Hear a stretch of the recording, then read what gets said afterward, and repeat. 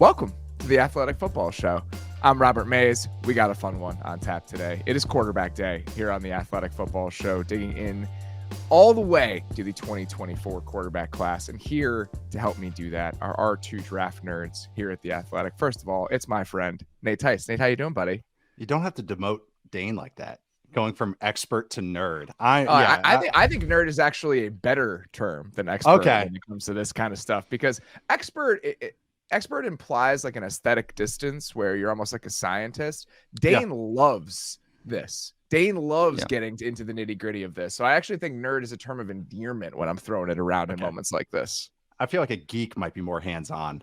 So maybe that might be the term that I'm going to go with here. But no, I feel I'm happy to be here. Happy to do this show. I feel like this might be, I want to say this is the last time I'll have to talk about these quarterbacks, but that's not it. But hopefully we get some real finality with these kind of takes right now at the end of March. We still have a month to go till the draft. So here we go. You and I have done this for the last, I think, 4 years. We've done a show on the quarterbacks every single year. This is the first time that Dane is going to be joining us, and I am thrilled that he is here. It is our draft expert here at The Athletic, Dane Brugler. Dane, appreciate you being here, buddy.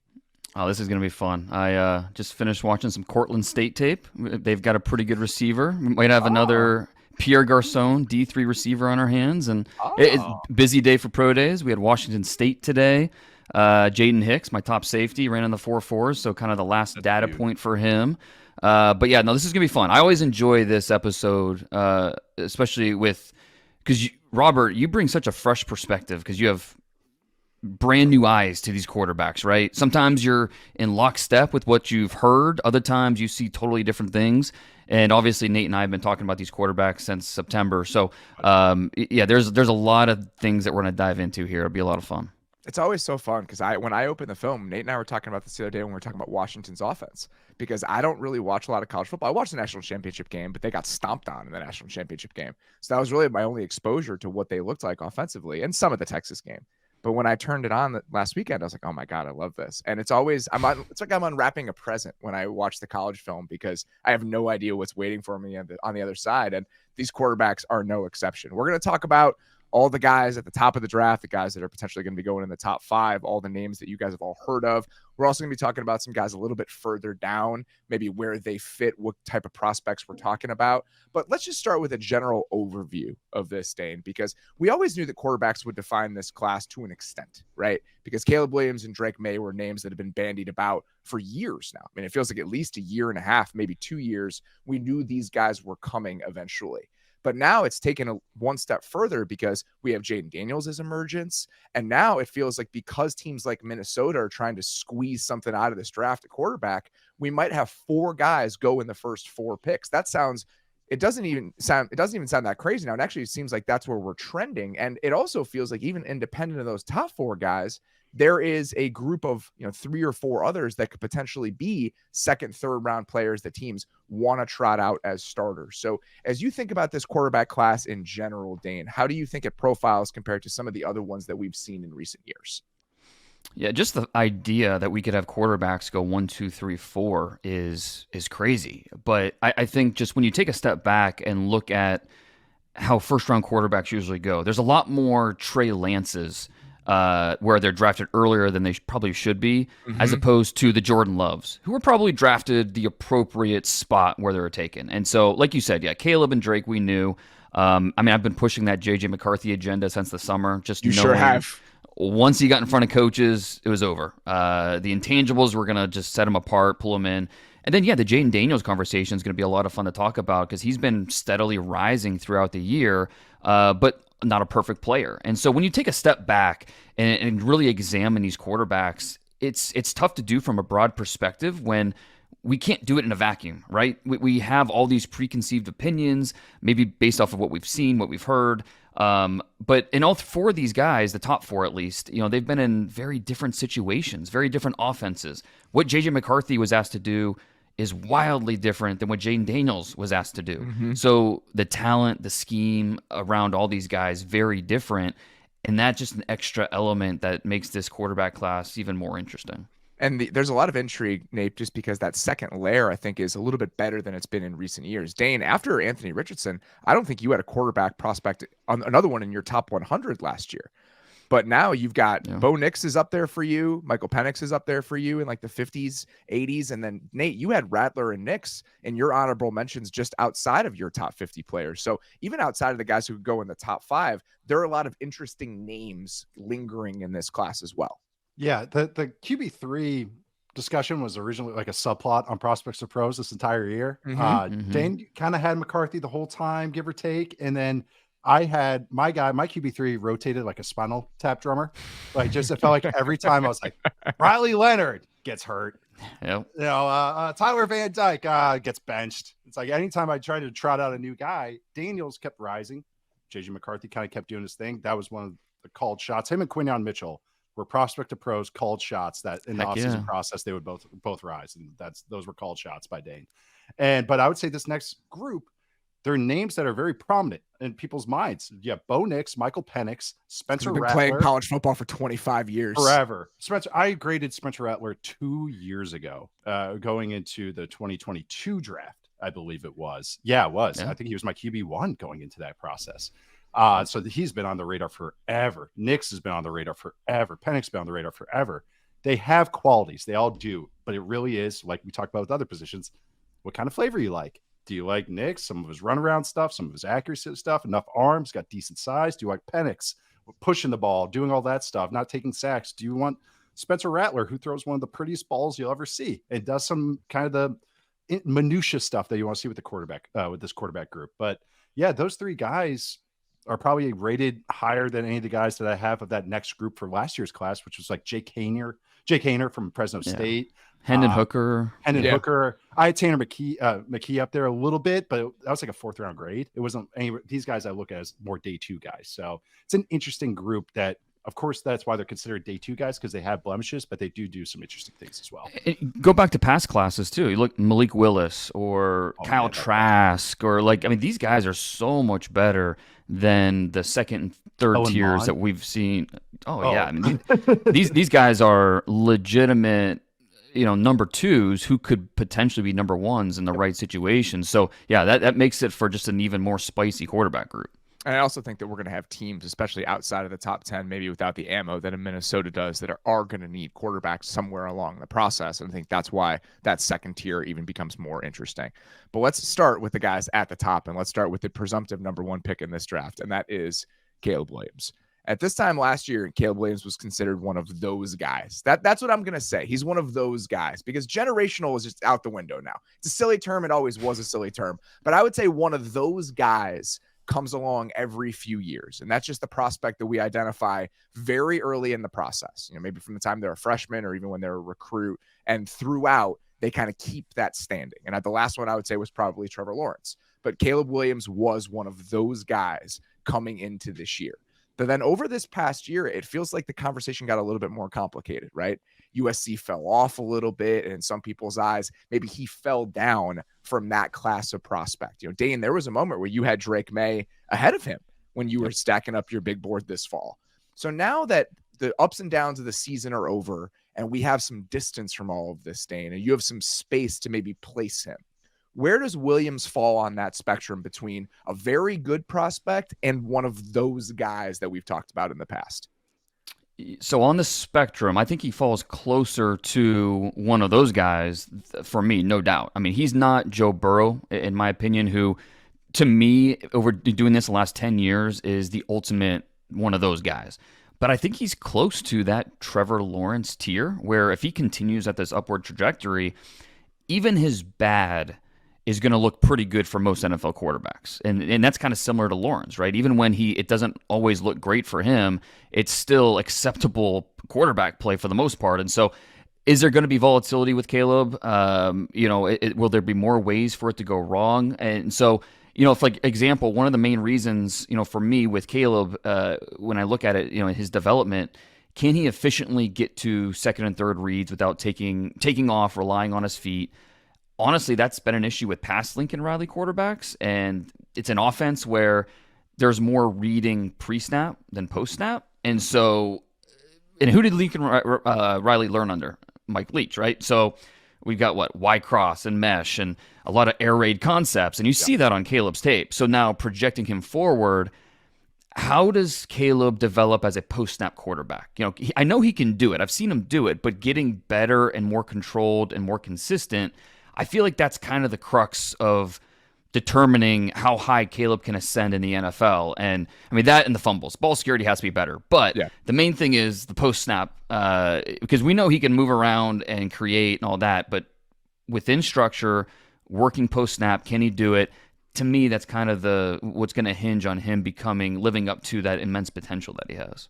And this is going to be a huge part of this conversation, and we can start it right now. This idea of him getting to second reads within the offense. Nate, there were so many games this season where he didn't even have time to get to second reads within the offense. And I think that's why this becomes so knotty, because you see these flashes of talent and feel and these things you want to attach yourself to, but what it looked like in college is inevitably going to look it's going to be different than it's going to look like in the pros, even if he succeeds. So that's why with a guy like this, to me, there's so much projection in what the best version of him would look like in the NFL when you take those college tools. So Nate, when you were looking at him, you had him as your 1B prospect, throughout this entire process. I think that says more about your feelings about Drake Maye than it does your feelings about Caleb Williams. So when he's that 1B guy for you and a top 5 guy in this class, what are those traits that stand out that put him in that elite tier of quarterback prospects for you? When it is clean and he can operate like a normal quote unquote quarterback, he can just drop back, go on time, do a typical straight drop back with no play action, no screens, no RPO-ness to the offense, just straight drop back, 5 and 7 step stuff. It's as clean as anyone I've watched in recent memory. As far as footwork, clean as far as timing, clean as far as accuracy. It's the same compliments I feel like I was giving Stroud last year. But the thing with Stroud was, can he create? Why isn't he doing all this? Well, Caleb, what does he get praised for? Well, we know he can do all the creation stuff. The underrated portion, and I even underrated him, I would say, even after watching him last year, even watching him during the season, until I studied him, and I've mentioned this before, I studied him one game after another and just saw that professionalism, I guess is a good way. That screamed to me as a professional quarterback that it is the straight drop back. He can handle that. He can handle getting to a high low. I agree with what Dane said. There's times it's like, maybe just hang in there for an extra second, like maybe get to that too. But he does do it where I'm not like where it's Malik Willis, where I'm like, he never does it. I've never saw him once do it, where we've never saw him once progress, never saw him ever do that. I see him do it. It just has to be consistent. So I agree with Dane. I think there's going to be some ramp up. What can I get away with? What can I get away with? Yeah. Every quarterback goes through that. Some quarterbacks, game one is Cam Newton going for 400 yards and going nuclear. And, I can get away with this. This is great. And some are the other way. Trevor Lawrence, his whole rookie year, all those types of things. And then they can develop after that. So I watch him. The in-pocket, just cleanliness is what stands out to me. The accuracy that he plays with on top of the creation stuff. So I've talked about before. It's just like, I think that gets underrated with some of these crazy elite quarterbacks that we watch right now is the down, just singles and doubles that they can get. He can do it. I've seen it on tape. I just think it's going to be some transition because he's got he's got some wounds open. He's got some, some battle scars from what he had to go through at USC. There's so many times one offensive lineman was losing, and it's just like, you could see he hits his back of his drop, and he's like, all right, here I go again. Like juke crossover, all right, sidearm throw, but he couldn't even get to his first read, not much less his second read. So I just want to see him in the NFL, and I know NFL pockets are always going to be like this. It's going to be better than what he went through at USC, which is crazy to say because that's how poor it was at times that he couldn't operate that way. This is one of those moments, Dane, where me coming to it a little bit late and with no preconceived notions, I found it fascinating what I opened up with him, because when you look at the time to throw and you hear some of the ways that people talk about him, I expected it to be a really chaotic experience from his end, where he would be this chaotic quarterback who had these really flashy, high-level moments. And you watch it, and that's not really what it is. Like, he holds on to the ball for a very long time, but the stat that jumped out to me when I was looking at all of them, he had the longest time to scramble number of any player in major college football last year, according to PFF.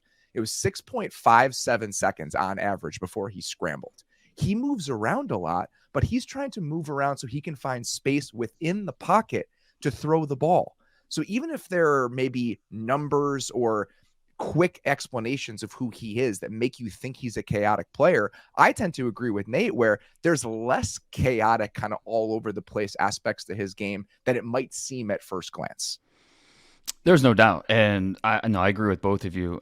So I always remember this line, the very first line of the movie Departed. Jack Nicholson his character saying, I don't want to be a product of my environment. I want my environment to be a product of me.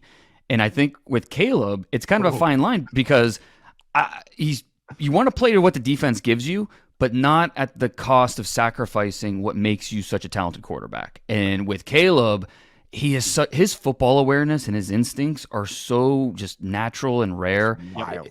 It's so impressive. It is. It really is. And, and I think there's a lot more method to the madness than him just running around and, with trying to create something when he doesn't need to. And a great example of this is from the Utah tape. There's a play in the second half, 3rd and 4. The play was designed for a quick throw to Branch, the really talented freshman. He was working out of the slot, and he's supposed to run to the stick, sit down, easy target, move the chains. He runs 3 yards, so he's not at the sticks yet. And then he had another defender driving on him. Williams sees it, pulls it back, doesn't throw it, and by this point, the left tackle's already in his lap. So, he just has to create at that point. Experience. Exactly. Yeah. Right. So he avoids, he does a little dance, and then he works to his left and finds a receiver at the sideline, makes this ridiculous throw. And so this is the type of play where you put it on Twitter and he gets killed because it's like, oh, well, that's not going to translate. And, oh, why do you have to make it so difficult? Why isn't he playing from the pocket, or, from that first read? And he made the right call because in his mind, he made this split-second decision that, hey, I have a better chance of getting a first down by doing this. And so, again, I think this is a common thing with that Lincoln Riley system. First read isn't there. Quarterbacks often asked to be on the move, but a big part of it was the lack of protection. He felt like he had to do it more times than not. And so Caleb is a fun watch in a lot of different ways. Sometimes it's frustrating. The Notre Dame tape showed some of the negative aspects of that. So it's not all, not all great with Caleb Williams, but there's certainly more reasons to be optimistic than not.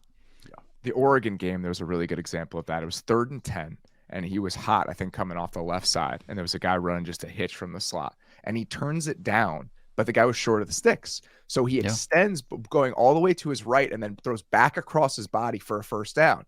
And you're watching that play, and it's like, I don't know what to do with that because he probably should throw it immediately. But his decision not to throw it ultimately leads to an explosive play that creates a first down. So, Nate, the terms that you used, I think that's the right way to think about it is this something where when he learns where the third rail is and where the guardrails exist and what he can get away with, we're going to settle into a player who can channel his superpower and not overextend himself? Or is that overextension just a product of who he is and is going to be moving forward? I don't know the answer to that, but I think it's one of the central questions. I think your time to throw stat and the time to scramble stat, that's why I'm optimistic about Caleb's just understanding of playing quarterback. Again, there's a difference between being a thrower and an athlete and playing quarterback and the intelligence that goes into it and the understanding.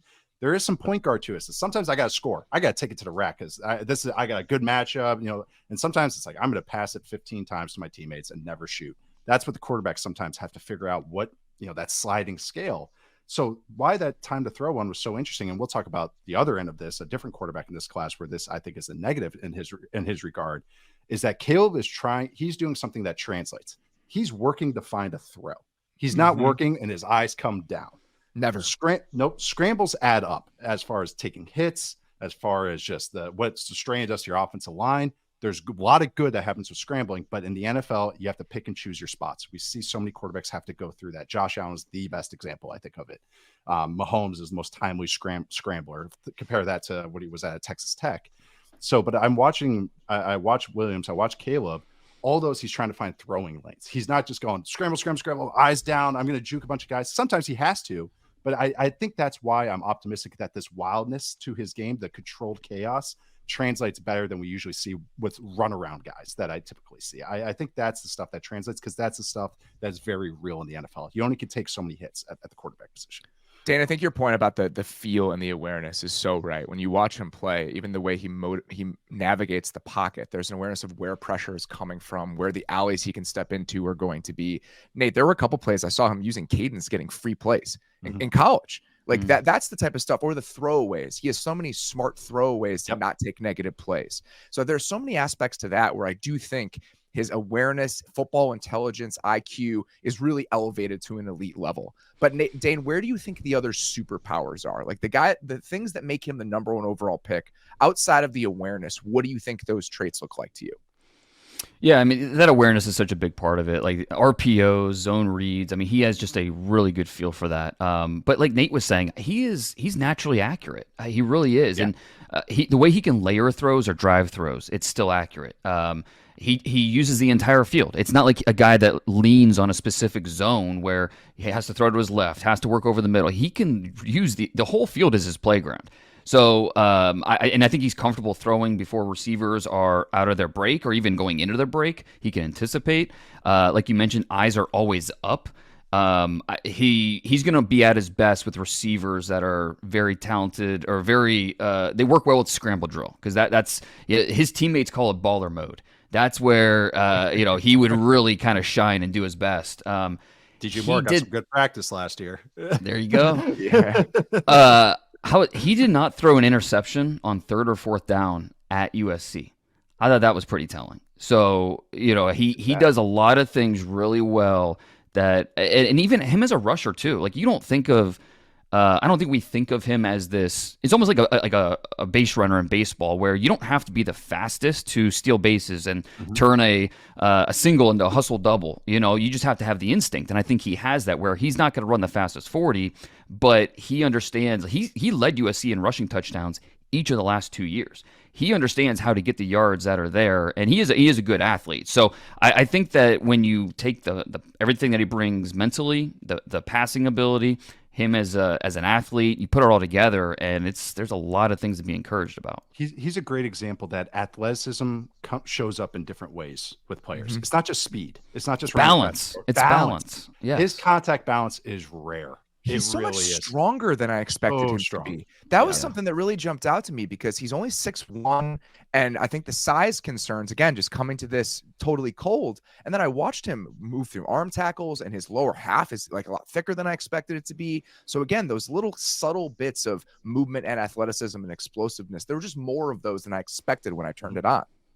Yeah, he again, feel, balance. He passed the size threshold for me. I harp on this a couple times later in the show, but that's what speaks. You watch him, and it's just he's pulling out arm grabs. He's pulling away from tacklers. He's bouncing off guys to the sideline. And another thing with him, and this is what got kind of frustrating during the season, especially after they lost, and he's crying with his parents and everything. This dude is tough as hell. His competitive toughness is very, very good. It's what you want from your freaking franchise QB because you're not going to always run a guy over. How many times? I would say maybe 3, 4, or 5 times I see him at the goal line trying to truck a guy.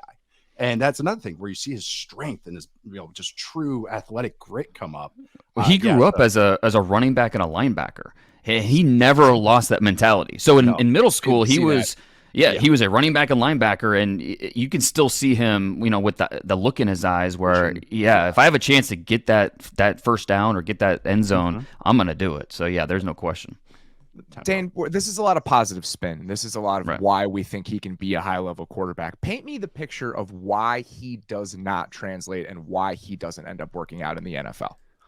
I mean, you have to look at the fumbles. I think that's a big part of this. He holds the ball loose. It's in 33 career fumbles, I believe it is.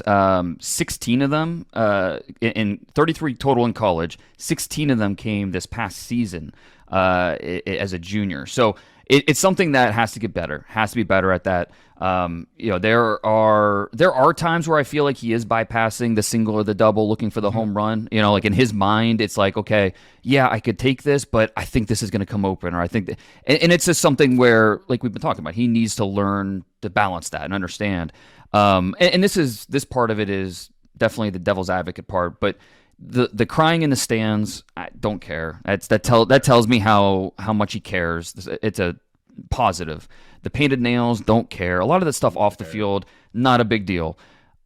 If he doesn't make it, I think at least part of it will be because the fact that he wants to be the Jay-Z of the NFL. He wants to be this big entrepreneur, and that's all great as long as you're winning, right? Yep. Based off of what NFL teams say about him, like what teammates have said to teams, they're not worried about him as a teammate. Sounds like he's a great teammate, But it's more about some of those outside interests and making sure he's taking care of the winning first and foremost before really diving into some of those outside ventures.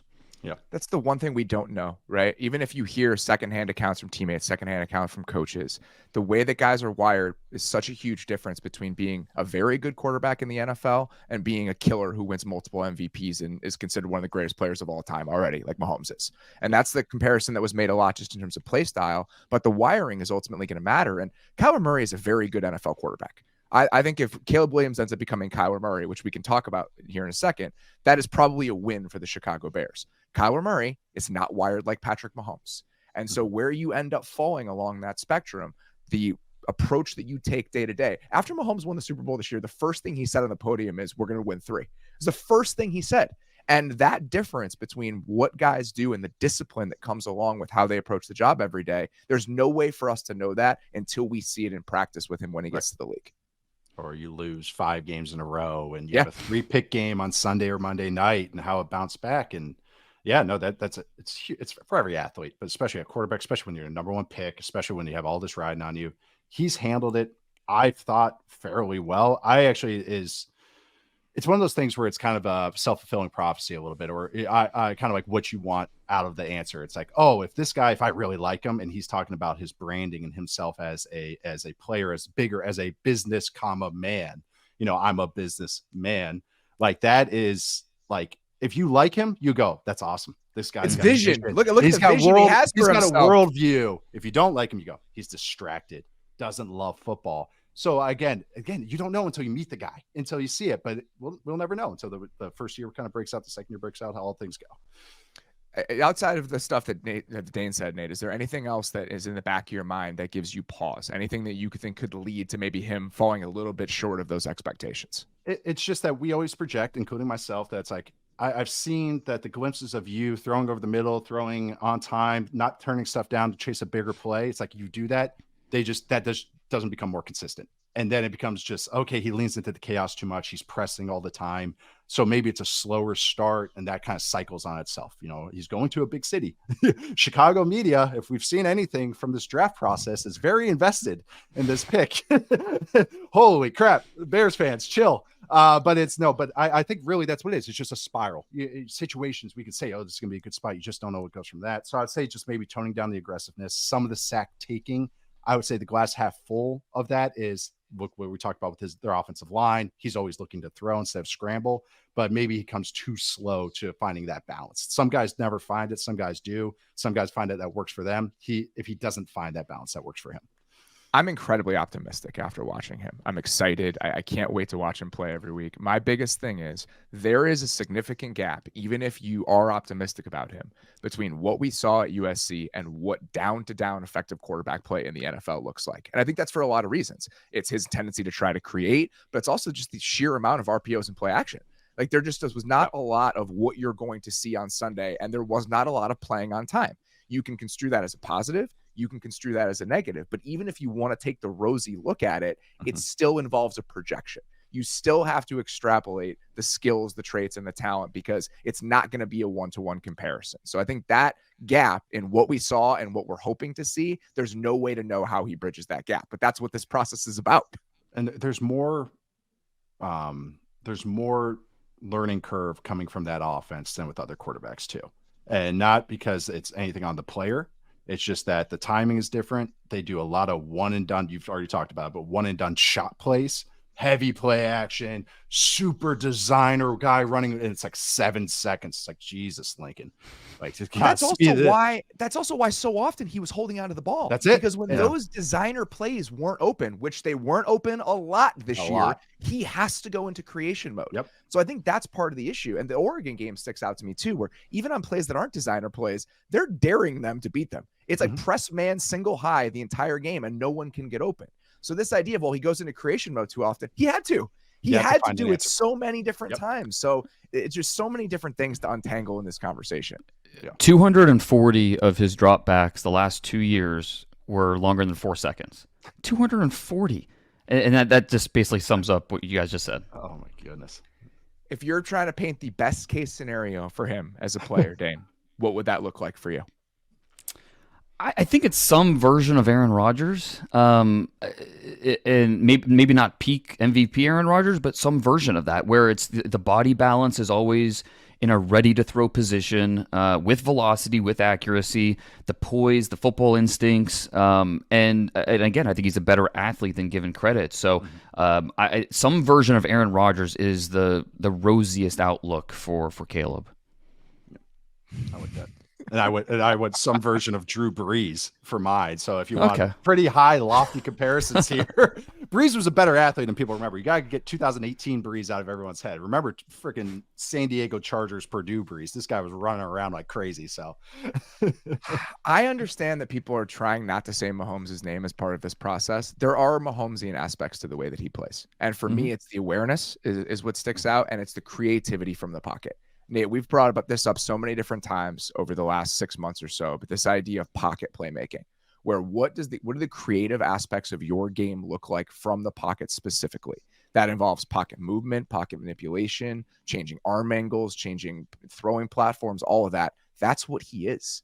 Like if I'm going to sit here and talk about that being the most important aspect of quarterback play, and that being the consistent aspect of all of these elite guys, then that's what he has. Like that is the selling point for him. So I do think that the highest level of this is him being a top 2-3 quarterback in the league for a very long time and being somebody that can win multiple MVP awards. And maybe I have to tell myself that story, but that's exactly where I come down. And I think I see this stuff pretty soberly for the most part. Like I wouldn't tell myself that if I didn't think that there was a real chance it was true.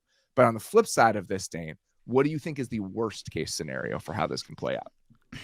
I mean, I think it's kind of like some version of Justin Fields, right? I mean, they're different players, but you think about the fumbles, you think about not consistently reading out the full field from the pocket, or some of those things. But I think he's too talented to be just a Zach Wilson type of bust. Like I don't think that's in his future. The awareness is too high. Wilson has right, exactly connection to him as opposed to Caleb, where you see it already. 100%. Somebody said that to me on the internet last week, where they're like, there's a lot of Zach Wilson to it. If you go back and watch Zach Wilson at BYU, you did not see him navigate a single muddy pocket in 5 games that you watched. No, he didn't have to. Yeah, he never had to. He never had to. And the fact that we saw Caleb Williams have to do that every single game, that's why the floor to me is just so much higher than some of these other guys, because we've had to see him operate in shitty situations.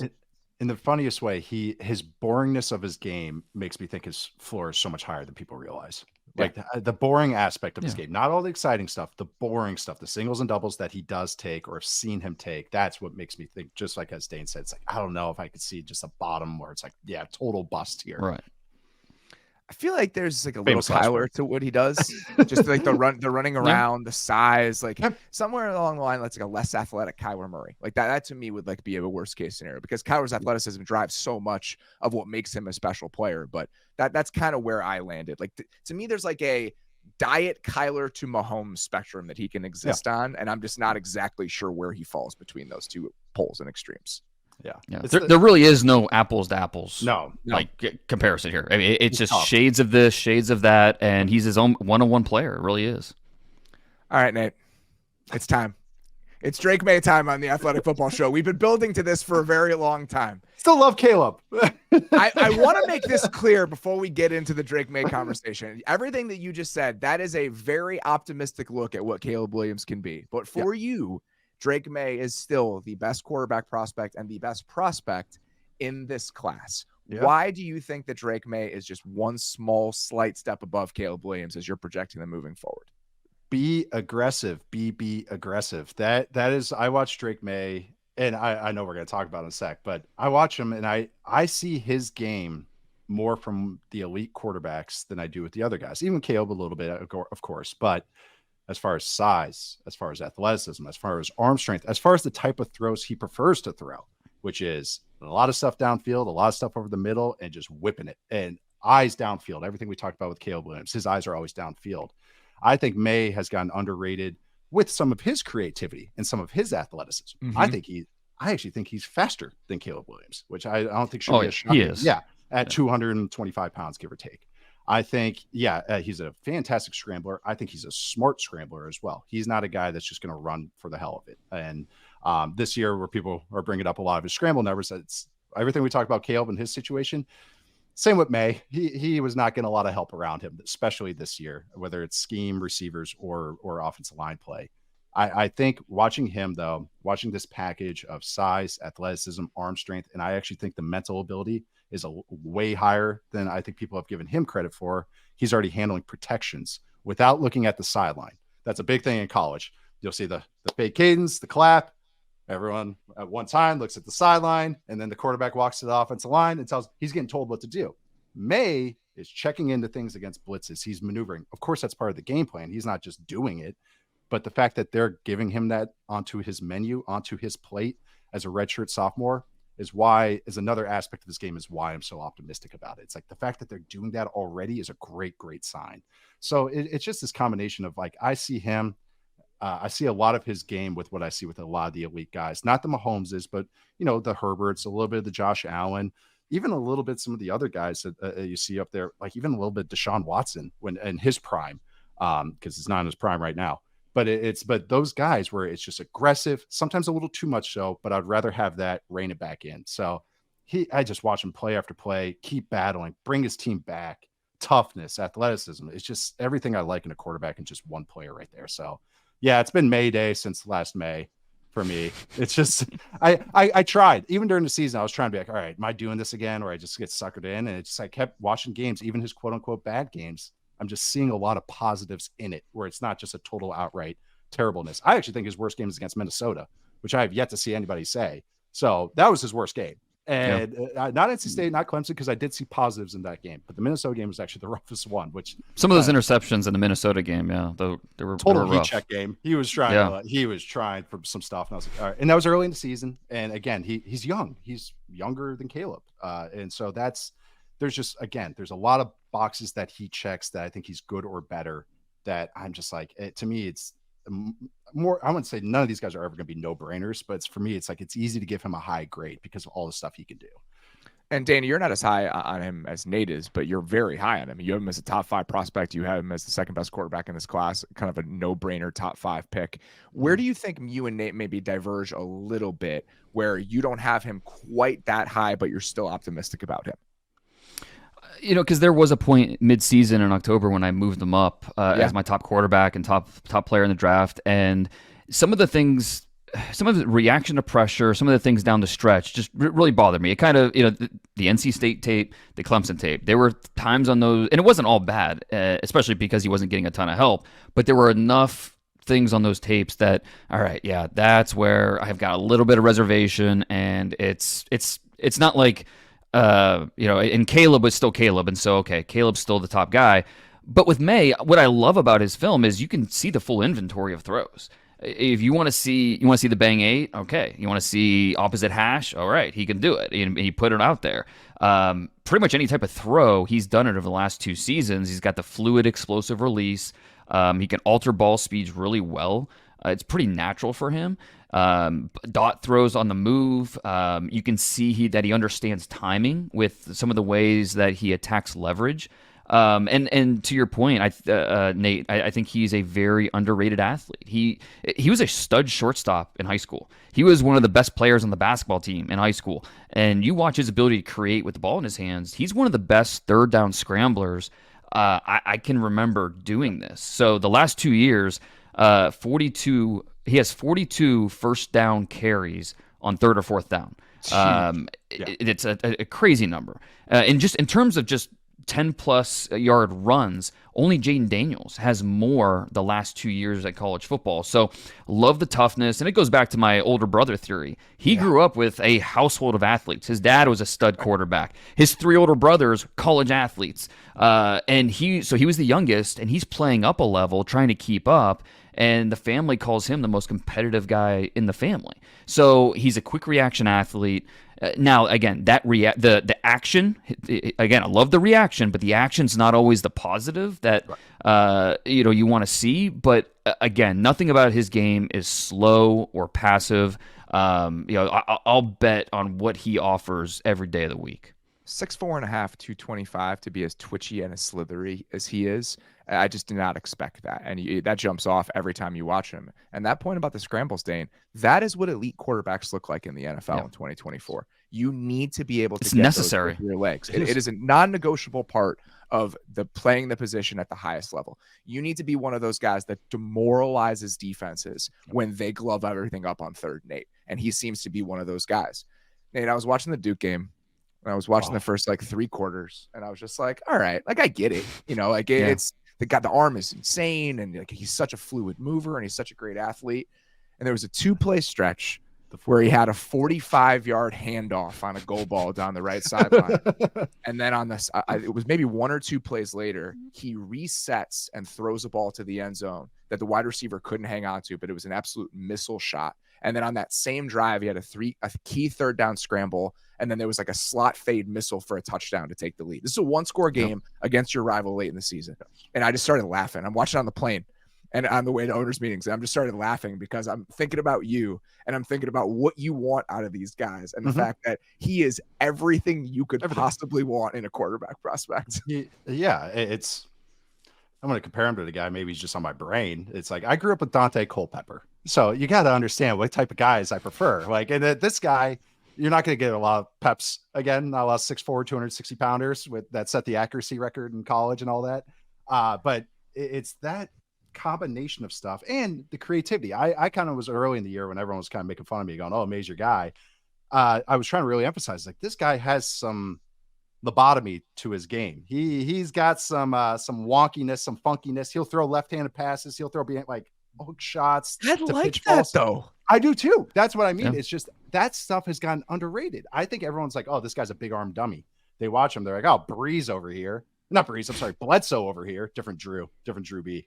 Got Bledsoe over here just launching go balls. Wow. Of course you like him, Nate. It's all that other stuff that he does. And the scheme woe stuff where that's what I would really want to talk to him. Actually, Underdog Fantasy did a great job. They had to sit down with him, with Colt McCoy. So that was my interview process with Drake Maye. I was watching that video. But hearing him talk through stuff, there's a couple times where, he's going, I'm glad he talked about one place. He was going to get Syracuse. He went coast to coast with a read, meaning he went sideline to sideline. Usually for me, that's a no-go. You want to know why I was low on Malik Willis? Again, I'm bringing his name up. It's because he did that every play. That to me is you don't know where to find your answer. Someone come open. All right, throw. So I was like, I watched that. I was like, I'm giving you all these props for your mental side. Why are you doing that? And he explains that was the read. That's what we do, which whole conversation about North Carolina's offense that we can have on a separate side. That is not what you should be doing. But the fact that he executed it on 3rd down, backed up, it's like the fact that he's getting asked to do these hard things and he's accomplishing them. It's the Georgia Tech game. I'm not sure you watched it. Just throw after throw. It's 25 yards down the field, 30 yards down the field, 20 yards, seams, corners, all these. If we saw a quarterback in the NFL throw 2 of those in a game, we'd freak out. And he threw like a dozen of them. So that's where, again, it's the high endness. And I think the floor is a little higher than I think people are giving him credit for. And that it's not just a total project stuff. And I'm sure we'll talk about that in a sec. But the lobotomy thing, a lot. I think that there are so many people who've watched Justin Herbert over the last 3 or 4 years and wish they could put Josh Allen's brain in Justin Herbert's body. And I don't think we're all the way there with Drake Maye, but I think there are aspects to his game where it looks like you put Josh Allen's brain in Justin Herbert's body. And I think that even if there are downsides to playing that way and being a little bit wild, I would rather see a guy that I have to rein back because he's so aggressive and he's trying to make plays than having to go the other way. And just even in the 3 or 4 games that I watched, I think it was more than that. But even in the games that I watched, I think that's very apparent. But there are people who see him as more of a project and see him as more of a projection than you certainly do, Nate. And I think even you do, Dane. So Dane, as you're thinking about some of the criticisms of his game and maybe aspects that people think he has to go a little bit further than people who are optimistic about him, what are those weaknesses that you're most concerned about? I think his issues are basically rooted in his tendency to make bad plays worse. So, there are times where it feels like there's 20 mental tabs open at once, especially when he's blitzed. It feels like, there's 20 mental tabs open at once is beautiful. I love that. It is. I don't know. Good. I've been saving that one. But it feels like, so okay, like completion percentage with a quarterback. I always like to look at when you're blitzed and when you're not blitzed. And what is the difference in the number between those two numbers? So, for example, with Caleb, his in between number is 6. So when everything's clean, I think it's 70% completions. When he's blitzed, it's 64%. With Maye, the difference is 16. Because when everything's clean, when everything's great, it's up there, his completion percentage. But when he's blitzed, his completion percentage this past year was 52.6%. Now, again, there's so many factors here. There are times where maybe he's not picking up the pressure pre-snap, but there are other times where it's completely on his offensive line or completely on his receiver. So there's plenty of context involved here.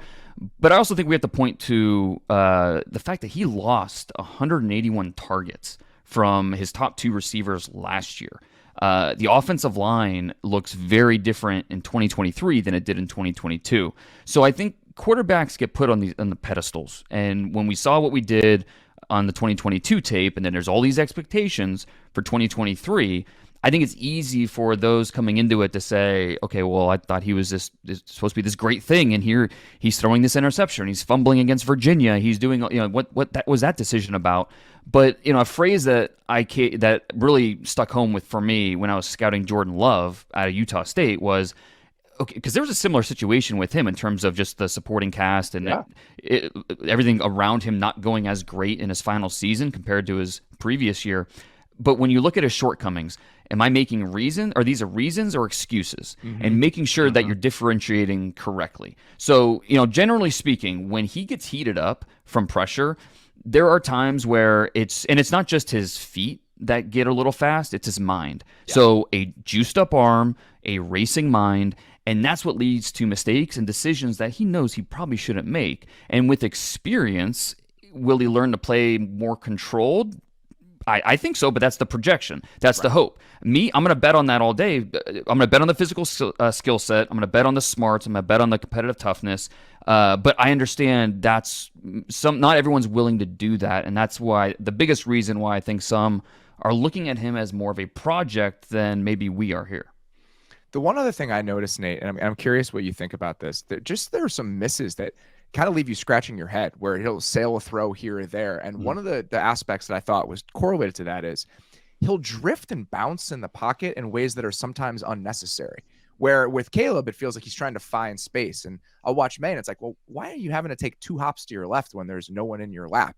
And they're on those plays. That's where a lot of those kind of misses come from. So the volatility with the pressure was one thing, but there are some things just in terms of watching him move in the pocket in some of those throws where I was like, I just don't understand why that's necessary. He can be exaggerated. I think that's a good way to put it. Like I think there is the good and bad of, hey, he drifts because he knows where he is going to get heated up from, or where he thinks there's a weakness in the pressure or in the protection. But I think I agree with you that sometimes it's like, okay, you don't have to drift all the way past the left tackle. Yeah. Just maybe more 1 or 2 steps and then throw. So I agree with you on that. I do think there is some, I think the footwork stuff, I've already talked about this before last week. Some of the annoyances has gotten overblown, but I'm not saying that's not there. Like that I'm not saying his footwork is pristine. Some of that does have to get cleaned up. I think some of the offensive system that he'll be in the pros will help that, as opposed to whatever this offense was, because there was coast to coast reads, 7-step dropbacks with quick game footwork. Just like, I don't know. It was just all over the place. So there's throws that translate, but there wasn't concepts that translate, if that kind of makes sense. So that is where there's going to be some growth with him. But that's where I understand where people are saying the footwork stuff. But to me, it was like, well, everyone says that's coachable, right? And teachable. And he's doing all this, and he has quote unquote bad footwork that needs to be worked on, quote unquote. Well, that's awesome, because that means there's room to grow. We're saying that he's not perfect and that he's already doing all this. So the inconsistent footwork, the heat check stuff, I think it's actually improved compared to last year. Last year, he did a lot of the Madden drop that I always kind of got on Baker Mayfield for doing this, where he went backwards in the pocket trying to find a throw. He's a way better athlete than Baker. And it's way better arm. Way better arm. Can't do that in the NFL. You can if you're, beating a cover 0 and you're launching something deep, but defensive ends are just too fast, too good. They'll beat the offense tackles. You're dead. So I think he already improved on that. Still has to work on that just a little bit. I think just what Dane was saying, when he feels like he has to press, and he always feels like he has to hit a home run. He always just is looking for the deep ball. When he's playing against a blitz, The protection stuff wasn't great. They would leave a lot of free runners. It was good that he was showing he can beat free runners, but then I thought that led to some bad habits where he's trying to go, rather than just getting the first down, he's like, no, I'm getting a freaking touchdown. Let's go for it. That's where some of the accuracy stuff comes out. That's where a little too aggressive that you have to hone in. And I don't know. I see that. And again, I'd rather, like you just said, Robert, I'd rather rein that back in than go the other way with the check down Charlie. That's like, yeah, he'll beat a tackle, right? Being too aggressive will lead to better opportunities if there are negatives that come with it. A home run hitter is going to strike out once in a while. So that's why, again, I am more optimistic, more glass half full on this than maybe other people are. Dane, I'll start with you on this question because I think that's probably the better way to do it. What do you think is the best case scenario for Drake Maye as an NFL player? My comp has always been Justin Herbert. Now, it's not an apples to apples thing. There are enough few little differences in their games, but I think with what Justin Herbert can be in the NFL, absolutely, I think that Drake Maye can grow into that. There are definitely some similarities in their game, physically and mentally. But I do think that, Maye even has a little more of that, screw you, watch this type of mentality. And so, Justin Herbert is the first name that came to mind for me. And obviously anybody, or there's probably 28 teams that would love to have Justin Herbert right now. Justin Herbert with a fuck you edge is I like that. I'll say it. I actually like that as a projection. A little bit smaller, like that Justin as a player. Herbert, but a little more aggressive to make up for it. Yeah, it's not bad. It's not bad. All right, is that yours, or where are you going to go in a different direction? I haven't found like a comparison I like because he's not the same size as Herbert. It doesn't even have to be a player. No. I'm just talking about like the type of player he becomes. Yeah, DJ Daniel Jeremiah threw out Carson Palmer last summer. And I like that one. I think Maye is a little better athlete than Carson was. But I see some of that where it's like, I would love to see him in a Bruce Arians offense, if that still exists in the NFL, where he's just launching stuff down the field. That was one that stuck with me where I was like, I kind of get that one a lot. I have not, I think stylistically, it's the Herbert stuff with, I don't know. I keep coming back to Deshaun a little bit. Deshaun Watson, when he was with the Texans and was battling for MVPs, that there's a little bit of that to him where he was just like almost overly aggressive. And I was like, okay, this is cool. Creativity and all that. The line drive throwerness leads to some sprays. So I see the Herbert comparison with that. Yeah. Like Herbert is the best comparison. It's just been me trying to battle finding someone different, but it is the best comparison. Even throwing style, even their throwing motion looks similar, and the misses look similar because they throw that line drive. It's something I got on with Ritter, Tannehill, Herbert. The misses look so bad that people go, well, they're not accurate. It's more just that one miss is so bad. It's missing a pitch by 10 feet, and everyone's like, what was that? That was my issue, is that there are throws, a lot of them outside the numbers, where he'll just like miss a hitch by like 5 yards over a guy's head. And I'm like, what the hell is happening? Just the line but it drive doesn't miss, happen that often. No. They're just kind of head scratching when they do. It's the miss happens, and it's such a bad miss that everyone goes, oh, he's not accurate. It's like, no, it's just that he misses bad. It's just one of those guys. But I don't think accuracy. Randy Johnson. Randy Johnson, John Kruk. He's going to throw it on John Kruk's head every once in a while, or Larry Walker. But no, I don't even think, like, I haven't even mentioned his accuracy. It's not Caleb's. Caleb's, again, I think is excellent on the grading scale. One of the top guys I've watched recently.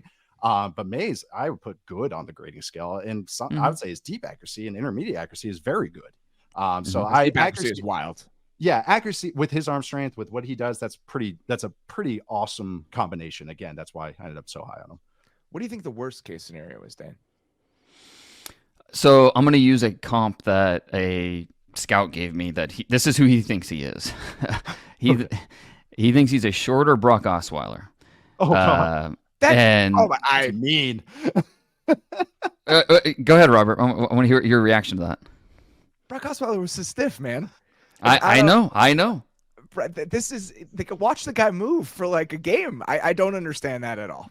I don't either. I pushed back, and he mentioned, I think it was Connor Cook maybe, and Brock Osweiler.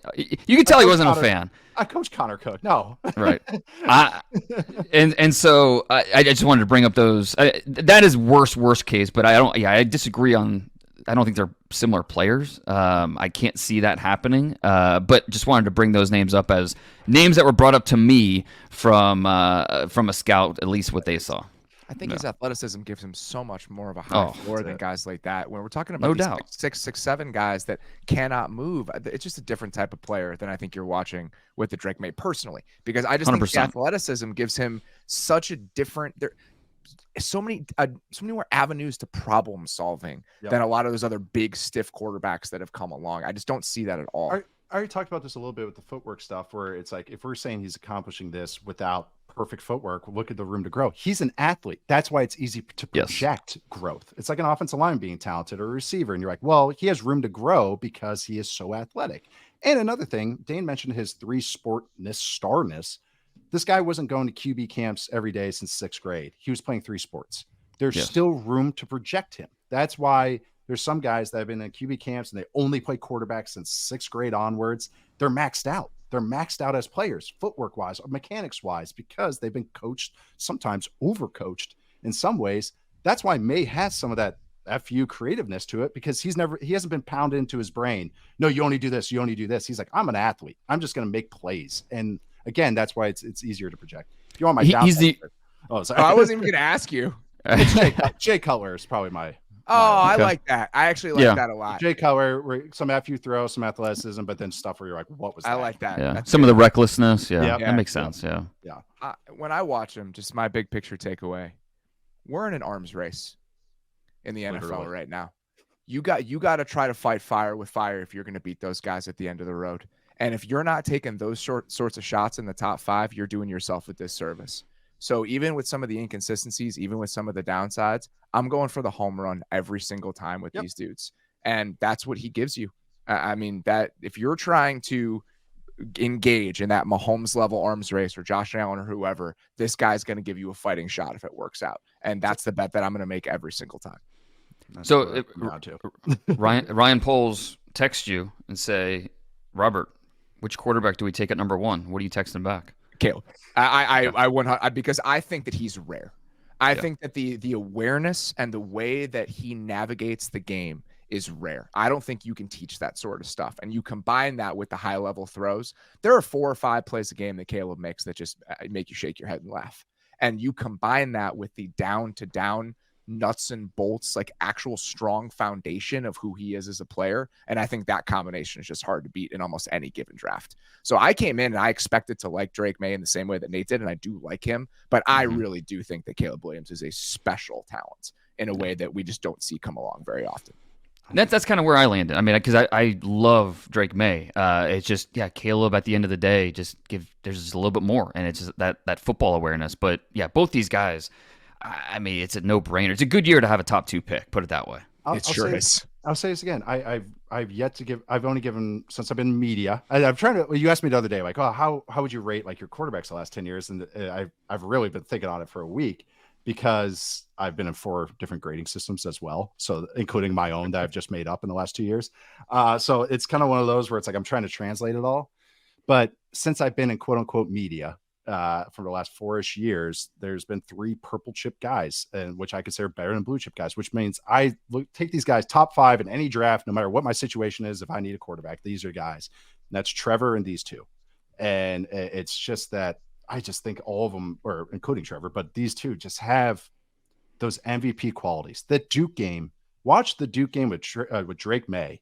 That is a guy putting a team on his back. And just with his arm, with his legs, with his mind, with his toughness. Even games like NC State, where they're down 3 scores after the end of the first quarter, he's scrambling and carrying guys because he's like pissed off. With that competitiveness showed up in the NC State game. He has a score. I think it gets called back, and he spins the ball and spikes it right in front of the ref. I think he got flagged, but I didn't know he had that in him. And I was like, oh, this is that intangible and competitiveness that matters. You want your quarterback to be the most psycho competitive guy, and I think these 2 have it, along with all the traits with it. So I really, really like these guys both. Like, it's just, I'm very excited to watch them in the league, no matter where they end up. I better be. Let's move on to the guy that many people, including both of you, have as the number 3 quarterback in this draft, and that's Jayden Daniels from LSU. Dane, I just want to spend some time tracing how we got here, because Jayden Daniels was not the sort of prospect when the season began. So where was he for you before the 2023 season? And then how would you kind of attribute this rise and why we've arrived at this moment with him? Well, let's go back even further, because I think Jayden Daniels has been in our lives a long time. I mean, he was starting as a true freshman at Arizona State. He helped Brandon Ayuk become a first-round pick. That's how long he's been there. He's been in college. So, after that freshman year, it was kind of like, all right, this is a guy to watch. This is somebody. Then the COVID year happened, and then everything fell apart in that Arizona State program in 2021.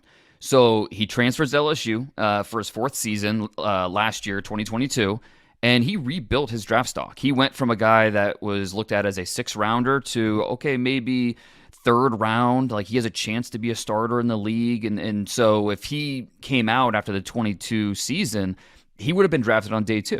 So there are expectations for him coming into the year, but then he took this big jump. He took his game to another level. And yeah, so the natural question is, what's the main difference? We talk so much about surroundings for a quarterback and how important coaching is in terms of developing young players. He just didn't have that at Arizona State. But the last 2 years at LSU, he got consistent coaching. It was the first time. Got it now. Yeah, first time he was in the same system back-to-back years. And so I think the maturity of being a fifth-year starter is a big factor here. There's no substitute for experience. And then you throw in, of course, the talent around him. Malik Neighbors, put it this way, he would have been the number 1 player in the draft last year in my rankings and the year before that. Number 1 player. And that's how good he is. This year, he just happens to be number 3 because Caleb's in front of him and Marvin Harrison Jr. is in front of him, just for my own personal rankings. But then, right. But then you have Brian Thomas, who's awesome. The other receivers are great. The offensive line was a top 3 offensive line in college football this year. Both those tackles might be drafted next year. Yeah, no doubt. And then the defense was tissue paper. So they had to score 50 points a game. So all these contributing factors, is Daniels a legit prospect? Absolutely. I think he's a very capable NFL starter. What's his true ceiling? That's where it gets a little more tricky. Okay, so let's get into that because he's being projected as potentially the 2nd overall pick, the 3rd overall pick, maybe going ahead of Drake Maye. And I know you don't agree with that, Nate, but if you're trying to paint a case for why you can take him in the top 10 or why a team should take him in the top 10, where would you start? Jayden Daniels wins with accuracy. He wins with understanding concepts. Even I'll talk about a blemish in a little bit, but then he has game-breaking speed, and that is going to be tantalizing for a lot of coaches and a lot of evaluators. Here's this guy hitting a real throw, 1, 2, 3, dropping back, hitting a guy on the outside, and on the next play, he's running by SEC defenses. That's an easy argument to make. This guy won the Heisman. Look at his production. Look at his speed. Look at his throwing ability from the pocket. All right, those check a lot of boxes. So even for me, I have him, still like I have him a tier break after the top 2 guys, but it's not like I'm like, this guy's a 3rd rounder. I can't believe he's going to be a top 5 pick. It's more just like I have him as a late 1st round grade that gets inflated a half round. Totally understandable. I've had plenty of guys graded that way or end up in the top 10, but that is what is so appealing about him. Game breaking speed and accuracy from the pocket. And that's an easy sell if you're talking to a quarterback coach, offense coordinator, head coach, a GM. Obviously, you're playing with those receivers. It's a really good situation. The amount of damage they did on slot fades this year, stuff like that, where just throwing the ball into space is unbelievable. But when you're watching him, Dane, the touch is beautiful. I mean, he throws a feathery ball. He's accurate. He's a really impressive thrower of the football, and that's before you even get to what he can do with his legs and what he did with his legs consistently.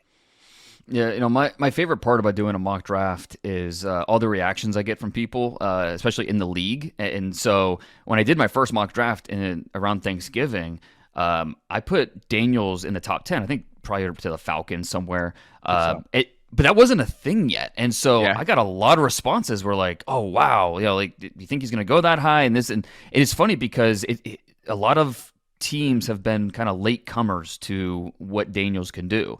And again, it's because we already had a relationship with Daniels as a player, and I think that played a part. But in the situation, no doubt. But I think the more you watch him, it's just more like, all right, like, well, that'll work. That's something that we could use. That's an injection of energy that our offense doesn't have right now. And then the player that multiple scouts brought up was for Jayden Daniels was Lamar Jackson. And it's not because it's an apples to apples comparison, but it's because defenses have to. When you're defending them, it's kind of, you have to defend them in a certain way because they can hurt you in different ways. With Daniels, he's such an electric athlete. His dad was a corner. He wanted his son to be a corner, and you can kind of tell by the way his feet, his movements, of his upbringing playing cornerback and training to play corner. Also has the body type of a corner, but that's different. I was gonna say, Gus Rattler would have loved him. Right, exactly. Yeah, pro day was today. I think he was officially 210 pounds, which obviously that probably a little weight, water inflated. He's going to be peeing like Austin Powers. Right. It's after that, but the number one thing with Daniels is, and this is something that I always go back to, the ability to create explosive plays. He accounted for 90 plays of 20-plus yards this year, and I don't think that's ever been done in a season in college football history. So he's tremendous downfield. Like you said, there's I don't know a quarterback that likes slot fades more, but really on downfield throws in general. On throws of 20-plus yards this year, 67% completions, 22-0 touchdown interception ratio. So this, he not only can he work down the field, but he's an electric athlete. And so you can understand why a team's looking at him and saying, okay, he just keeps growing on us, to the point where, they're going to be comfortable taking him in the top 10. And I think another factor here is he's known around the program at LSU as just one of the hardest workers that they've ever seen. So he sets the bar really, really high as, okay, and this is something that multiple teams have brought up with talking about Daniels. If he doesn't work out, it's not because he didn't work hard enough, because he is that type of guy when it comes to the work ethic. This is going to maybe be a weird way to frame this, Nate, but you look at a guy who the down the field accuracy, he's got a strong enough arm, he's accurate, and then the explosiveness as a runner. And I think people taking those two traits together would think, man, that's a really high ceiling player. He's a great athlete and he's accurate. I actually don't think he has that high of a ceiling because those are the two things he does. There aren't a lot of off-schedule plays. There isn't a lot of moving and creating to throw. He's actually not a creative player, despite how gifted he is athletically. So I think untangling actually how high his ceiling is for how physically gifted he is going to end up being a huge part of this process for teams, or at least it should be in my mind. Yeah, the scrambling stuff, and really when he gets... This is the difference between Daniels, even if he is faster than Caleb Williams and Drake Maye, is that when he's knocked off his spot, when he kind of gets off his first read, maybe even the second read, he moves in the pocket and breaks contain to run. I don't think I saw him move and throw a football in the 4 games that I watched. Only reason eyes down, he's going. Eyes down, up, out, gone. It's consistent. It's one after another. It's the same move every time. His pocket movement's decent. I actually at least above average, I would say. His feel in the pocket and all that, his mechanics in there. His footwork is fine. He's in a throwing position a lot of times, but like Dane just said, his eyes come down. And that's a way big difference between the two guys that we just talked about and Daniels. I would be way more comfortable with that if he was a redshirt sophomore, redshirt junior, true junior. Yeah. A guy that was 230 pounds. That is where the concerns come in for me, is that his playing style, how he wins for a guy that started over 50 games, and this year a very conducive offensive ecosystem, he still plays that way. I think it was, if he gets knocked off his spot, he looks to scramble 45% of the time. If he gets out of the pocket, he is scrambling almost half the time. That's an absurd number. Usually quarterbacks are in the 20s. It's basically double all that. And that tracks. Those numbers line up with exactly what you're watching. I only looked into these numbers because I watched it on film, and it was just, and then I started diving into it more. And so the slightest amount of pressure, it causes eyes to come down. Only 50.6% of his pressure dropbacks resulted in a pass attempt. So if he gets pressured, moved off his spot, only half the time he throws the ball. The other half the time he's taking a sack or scrambling. It's hard to do that. All the other guys are 2/3 of the time, 70% of the time. It's just that is hard to translate into the NFL. And especially, he weighed at 210 today. He's been listed at 190, 195 throughout his entire career. He looks like that as well. He's a hard gainer. He has narrow shoulders. I don't want to get into old body type stuff. This is why I was optimistic about Stroud last year. He had large shoulders and big hands. I thought he would grow into his frame.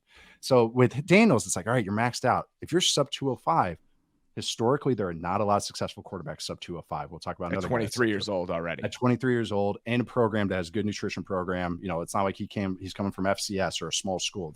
He's at LSU for 2 years and their strength program. So those are the concerns that I have, and why I, like you say, the ceiling isn't there, because we just talked about these other guys having that feel, that spatial awareness.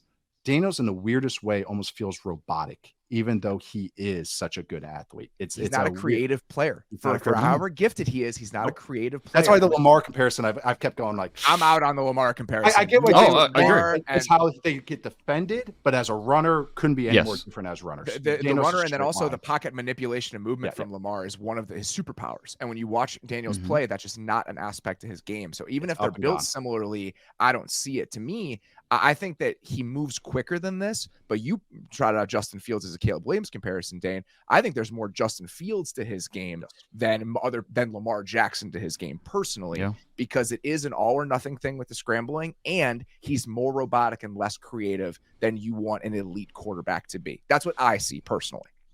Oh, no, 100%. And I think it would surprise some people if they hear us saying that he's not creative, not a creative player, but he's not. As a runner, as a thrower, he's just not a creative player. That's not what his strengths are. Now, I think that his processing has got a lot better, but he'll leave some reads too quickly. And like you've been saying, he is definitely more likely to scramble instead of creating those second chance throws. And that's tough to reconcile when you're projecting him forward, and when you consider all the pressure he's going to see in the NFL.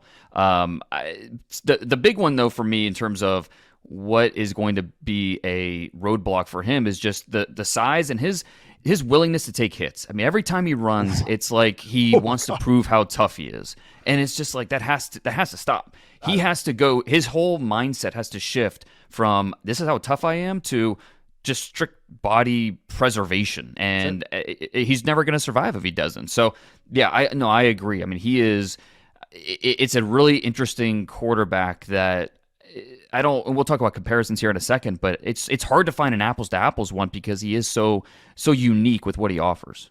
Dan, you have the number. Oh, go ahead. Oh, I was going to say, yeah, my player comp for him has been Johnny Knoxville more than anything, because it's just it honestly, that's exactly it. You love the toughness, you love it, like it's palpable. You're like, hell yeah. I don't want you to get speared for like the 5th play in a row. It's like, oh yeah, that is a big thing. So I wanted to ask you this, Dane. You have the number 3 pick. You're Elliott Wolf. Caleb Williams and Drake May are gone. You get a monstrous offer from somebody to trade up, and where you're at with your program and your organization. Do you take that offer, or do you take Jayden Daniels? So if I'm 82-year-old Robert Kraft, I'm probably going Daniels and saying, let's have fun. Let's see if this works out. It might not, but it'll probably be a roller coaster. But I'm not going through another offensive year like we had last year. But if I'm 42-year-old Elliott Wolf, I'm definitely taking the haul and building the roster. Maybe take a flyer on Spencer Rattler on day 2 and keeping my quarterback options open for next year. And even though next year's quarterback class is underwhelming, we'll have to check with Dion and see if New England's on the acceptable list for Shedeur next year. Oh, God, I'm already dreading the conversation. I don't want to go down that road. Yeah. He's not even a prospect. I know. But so yeah, I can see why there's going to be 2 different perspectives in the building in New England. But I would lean more towards, I'm taking the haul, and let's build up this roster. But we know the ownership usually wins out in those situations. I feel the exact same way. I just think that, if we're getting into the arms race conversation, what you're looking for in this range of the draft, those 2 guys are in a different conversation and in a different stratosphere than the players we're going to talk about for the rest of the show. And I was going to say that the biggest negative I didn't even bring up with his game is, and this is why he translates more to good and bad to Russell Wilson, Jalen Hurts, Daniel Jones, and Justin Fields. Jayden Daniels doesn't throw over the middle. He just doesn't. And I know there's arguments that, well, he has 2 really good receivers. That's why he threw the outside. Coaches are not going to call a concept that just goes outside the numbers. There's stuff that works over the middle. There's a lot of plays that this LSU offense that ran stuff over the middle, he would turn that down a lot. And that is a huge alarm bell for me. Huge alarm bell, because it doesn't get easier in the NFL, and you have to do it. You just have to. We see what happens when you don't. That's what happened with the Eagles a little bit, along with Jalen Hurts not scrambling as much. So that only 9.3% of his dropbacks did he throw the intermediate parts over the middle. No, the only quarterback lower than that's been drafted in the first 2 rounds since 2020 was Justin Fields. There you go. 8.1%. I think that's been a huge concern with Justin Fields. So there's comparisons with him and Fields, but Fields is 30 pounds heavier, faster, I would say, actually, and has a bigger arm. So that's where some of the concerns come from me. What do you think the best case scenario is, Dane, for Jayden Daniels? I struggled. I struggle coming up with a name that I love here. I mean, I get the Lamar Jackson just from the strict standpoint of you have to defend him a certain way because he can use his legs, he can beat you over the top. But again, yeah, it's not an apples to apples comparison. I don't know. Nate, did you have a good one for this? No, I was trying to find. It's hard to find this archetype. Like Rich Gannon. That's like it. That's the only smaller runner with some accuracy and not an overwhelming arm. Like that's the only guy. Like I was grasping at straws trying to find a guy that worked. Yeah. This is maybe a weird way to do this because at what point does he no longer become this if you take away some of the qualities? To me, he feels like a skinnier, faster, less strong version of Jalen Hurts, right? If you flipped Jalen Hurts' strength with speed, that to me is a lot of what Jayden Daniels brings to the table. A great comparison. That's those guys I just listed. They're all from the same. They're cut from the same cloth, even if they're all built differently. But that's his play style is a lot like Jalen Hurts's.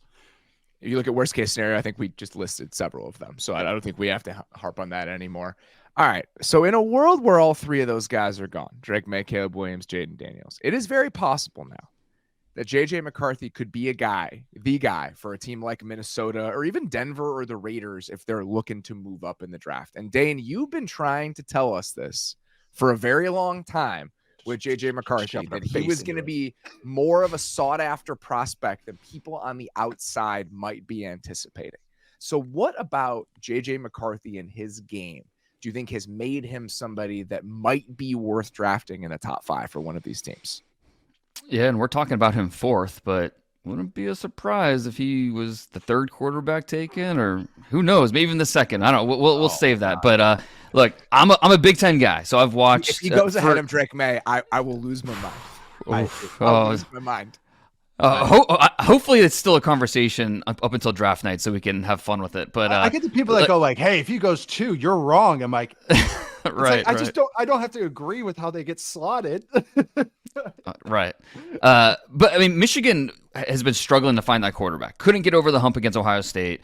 But then it's 2022 game with J.J. McCarthy. It was like, okay, this is a different guy. I was really blown away by the in-game control, the poise. He has a B-plus arm. The intangible factors off the charts. And so as I'm studying him this past summer, the only thing I really didn't love about him was the body of work. It was missing. And so, we could argue that it's still missing because he played in an offense at Michigan where they didn't ask him to be the driving force. And, that'll bring up some crazies that say, oh, they clearly didn't trust him and blah, blah, blah. It's just silliness. But I think where, when you watch his film, what you can really latch onto is he really shines on money downs. It was up to him to convert, to keep the drive going. 48% of his pass attempts on 3rd or 4th down resulted in a 1st down. So that's the best among the quarterbacks in this class. We saw it late in the Rose Bowl against Alabama. We saw it 2 years in a row against Ohio State. When they needed a play, he stepped up and made a play more times than not. And it's funny because, and I remember telling this to Nate, wait till you see McCarthy, because I have a feeling you're gonna like him, because he reminds me of a Desmond Ridder with a much higher ceiling. Desmond Ridder is kind of who he was. J.J. McCarthy is Desmond Ridder, but he's going to get better and better as he gains experience and gets more coaching and all of that. So, yeah, I'm definitely on the more optimistic side with him, but the body of work just isn't quite there. Nate, you've warmed up to McCarthy as you've studied him more in the process. Those are your words, that you've warmed up to him. And I think that seems to be a common experience for people that have studied him. So walk me through that process. Like, how does he grow on you over time as you continue to watch him? The term Dane just used, the body of work, you got to watch every game with J.J. McCarthy. You don't get to cherry pick 4 or 6 games like you can with some quarterbacks. It's an 8-game, 10-game process for this guy to get how many throws translate. Some guys, I'm like, oh, they throw 40 the balls, only 12 to 14 translate. It's like with McCarthy, it's like he throws the ball 12 times and 4 translate. Okay, all right. That's another thing, though, I will say. It's a Harbaugh offense, which a lot of NFL concepts, a lot of NFL asks as well. The Penn State game was a game that where I warmed up to him, and the fact that he only threw the ball, I think, 12 times. Right. But they were backed up. It was a sequence when they were backed up. And Harbaugh, we're going to see a little bit of this in the Chargers. I can't wait to crack some jokes on this year. They can give some very wordy play calls with about 3 different play calls in the concept, or in the actual, or 3 concepts in the play call. There's McCarthy. Penn State fans, Happy Valley going nuts. He's backed up. He's walking up. And this is the intangible stuff that Dane's talking about. He's communicating to each offensive lineman, dude, this is the check. He's signaling to each guy, calm, snaps it, boom, hands it off. Next play, same exact thing, handling it, killing, chewing, communicating with every single guy. Calm, looks at the play clock, boom. When I talk about playing quarterback, that's what he does. He plays quarterback. He understands the pre-snap operation. He got asked to do a lot. So then, like Dane said, they got asked, he doesn't throw the ball. There's, again, you don't get a lot of throws to work with. Most of them are on third down. Those are real throws. Those are overthrows. Those are digs. Those are stuff that he's going to get asked to do on the NFL level. Those concepts changed for him every week. It wasn't they just ran the same play over and over, stick. They ran different plays. They were really hyper designed concepts. That's hard to do as a quarterback in college. Like and when I was in college, I saw Scott Tolzien could handle that. Russ was up and down. So like and Russ is considered actually a pretty sharp quarterback. That's a lot on a college. Scott Tolzien is an NFL quarterbacks coach now. So yes, he coaches for the Cowboys. And I'm sure Dak puts him through the ringer every single week. So I'm sure I should hit him up. Be like, hey, guys, those meetings. But everything Dane said, it's also the opposite of Daniels, where J.J. McCarthy will throw that thing over the middle. J.J. McCarthy is a really good thrower on the move. This is why original line that we've kind of had is the Shanahan guys are going to really like this guy. And the more you watch him, you're like, yeah, that's obvious. Throwing on the move on bootlegs or just escaping out of the pocket and throwing over the middle, because he will anticipate. He'll fire that thing in there. He'll do it from a tight pocket. He's got good pocket movement, and it's not mechanical. You can see some athleticism with it. He's more fluid as an athlete than I maybe expected when I started watching him. Said there, that's the thing with Ritter. Ritter was a great straight line athlete. He is not a creative thrower. He is not a creative athlete. It's everything we talked about Daniels. McCarthy is a loose athlete. He's a loose arm. That catch he had on the Alabama tape. Such an athletic play. Tells you all you need to know right there about him as an athlete. Yeah. So again, it's some of these guys, you watch 2 games and you're going to get 80, 90 plays where they're doing all this stuff. With him, it's 20 plays in 2 games. So it just takes more time, but it does wash over you. It does warm up to him. And I understand some of the praise for him. I don't see him as top 5, but I do understand why some teams do like him. And really, it's not like I have to squint as much as I thought I would. B+ is great, Dane, because I think B+ applies to a lot of aspects to his game. I think his arm is a B+. I think his athleticism is a B+. He just feels like a B+. And you talk about the Shanahan guys, Nate. I think there's going to be a lot of coaches in the NFL who look at J.J. McCarthy and their conclusion is, I can win with that. Yep. I can win with that. I can work with that. It translates. Yeah. The question then becomes, where do you draft that? So if you're building a case, Dane, for the Minnesota Vikings trading 11, 23 and more, potentially a 2025 first-round pick to go up to 4 and get J.J. McCarthy, what does that argument look like for you? I think it's just the foundational traits are there. I mean, it's physically, it's there, everything we've been talking about, but then also the mental side, everything that Nate just talked about. The mental side is there, and the ceiling should be even greater as he continues to grow. The toughness is off the charts. He grew up as a hockey player, and that really developed his toughness at a young age. A sophomore in high school, he broke his thumb in his throwing hand the week before the state championship game. Doctors told him to shut it down, have surgery. No, he played through it. They won the title. He had surgery on Monday. So that kind of speaks to his toughness. And I know fans hate the whole win-loss record thing, but teams care about that. So it's a relevant thing. And to go 36-2 in high school as a starter, 27-1 as a college starter, plus a national championship, and do everything he did to kind of change the trajectory of Michigan, that counts a lot of bonus points in the minds of NFL teams. So you look at the strengths, the pocket athleticism, the mental makeup. Those are the types of foundational traits that you're like, okay, that's just the floor. All right, well, we can talk ourselves into the ceiling and what's that going to be. So at the end of the day, it'll be really interesting to see where he actually ends up. Is it at a 4? Is it at 6? Could he, maybe we're talking ourselves into it and he'll actually go 10. I mean, who knows ultimately? We'll find out here in less than a month, but it'll be really interesting, these conversations within NFL walls as they come up with because if you're willing to take him at 10, then you're willing to take him at 4, but it's what you have to use as trade capital to go get him. That's the pill that's a little tough to swallow. But again, at the same time, if you believe he can be a high-end starter, and not even a high-end starter, if you believe he can be a starter that's going to help you win games, win a division, make a playoff push, then I can understand why a team feels like it'd be worth that investment. I love the Vikings aspect of this because, again, it feels like kind of a controlled experiment. And I'm not saying he is Kirk Cousins, but if you can get Kirk Cousins type play where it's just outside of the top 10, top 12-ish quarterback play, but you're paying him on a rookie quarterback contract, that becomes the gap. That's how you can talk yourself into a low ceiling guy in the top 10 if you think the floor is high enough where if I can build a super team around him, then I can win with this guy. And Nate, it feels like that might be the story that an NFL team has to tell itself if they're going to move up and take him. Yeah, especially Minnesota. They make, even you mentioned Cousins and everything, but that's the whole where do you take him is I have talked myself originally into, oh yeah, Vikings at 11. Yeah, half grade inflation, half round inflation. Okay, I get that. It's a little rich, but I get that. When we're talking about moving up, like Dane said, that's where I get a little hesitant. Sure.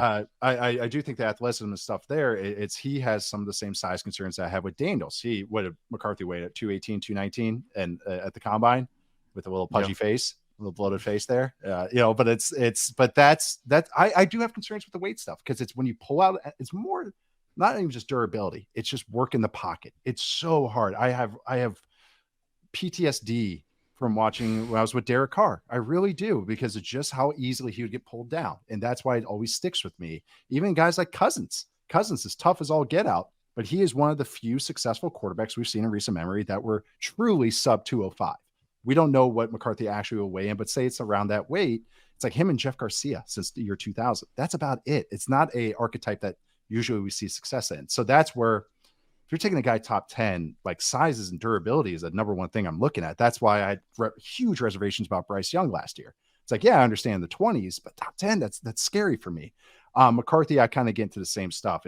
You're projecting a lot here, even if the glimpses are good, even if the intangibles are good, there is a lot that you have to project because you just don't know if he can handle more of the workload or if there is stuff to touch in on. Has he been maxed out coaching wise? He's been working with Harbaugh for 3 years. Mm-hmm. So is that like, is there even more room to grow? I think there is. Like, I'm just saying this is kind of the glass half empty stuff, but he's young. He doesn't take a lot of negative plays. He shows a good understanding for that. And he has athleticism. I understand some of the guys that want to like bet on that, even if I just don't think I think top 10's a little rich. Yeah, my experience with him, I remember watching, I think it was the Ohio State game live, and they were talking about him as this kind of high-end recruit and like the guy that could kind of take the quarterback position of Michigan in a new direction. And when I saw him physically, I was like, him? That guy? This is the guy? And so he's not overwhelming. He is more slight than you want a high-end quarterback to be, and that was my initial response to him. But then again, as you keep watching him, there are throws that you could talk yourself into. The over routes are like he throws those beautifully and on time, the touch he puts on them, and then he'll rip that thing up the seam, man. Yep. He will absolutely rip it. And that's just one of those moments where even if he is a better athlete than Cousins is, if you can point him in the right direction, he's willing to let it go. That's the argument for him. That's how you can get there with a quarterback like this that may be a lower ceiling, somewhat higher floor type of guy. That was even Cousins' thing at Michigan State, was he wouldn't have a high quantity of throws there. I'm trying to remember if Le'Veon Bell was there at the time, but they were pounding the rock. It was a very pro style system. It was that they're throwing a seam. He's going to rip that bad boy in there. And I think that's why he ended up being a Shanahan guy in the 4th round, same draft as the RG3 draft. Like when it comes, I haven't gotten there all the way, but their grades have gotten closer and closer as this process has gone along. Daniels and McCarthy, I prefer McCarthy's play style over Daniels. It's just my preference for quarterback play. That's why McCarthy grew on me and why Daniels has kind of slowed down for me. Is that play style I feel translates more.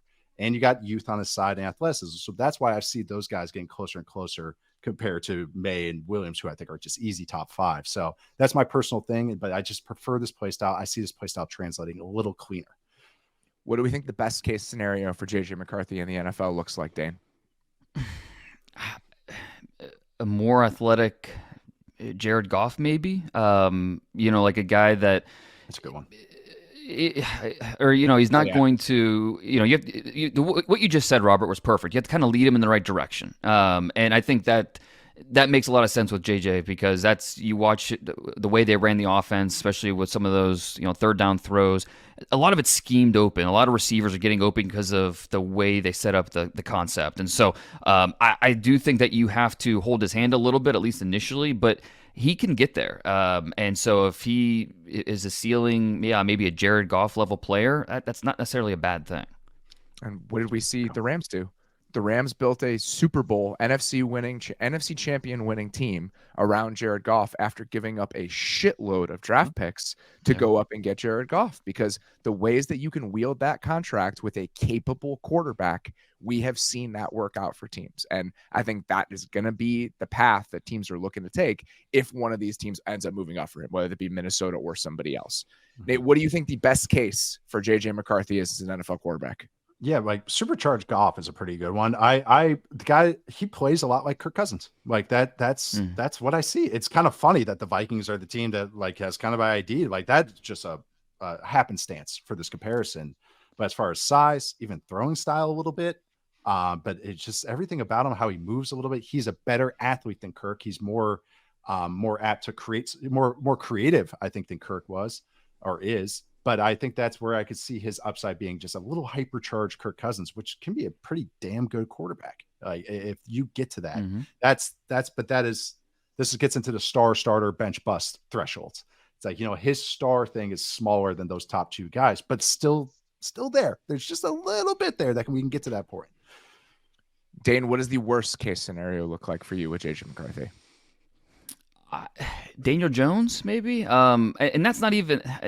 I guess that's maybe not worst case, but maybe like realistic worst case. Because with Daniel Jones, it just seems like NFL speed is too much for him at times. But he has just enough where he's going to keep things interesting. And with JJ, he is an athlete. He does have the arm, like the B+. A lot of it's B+.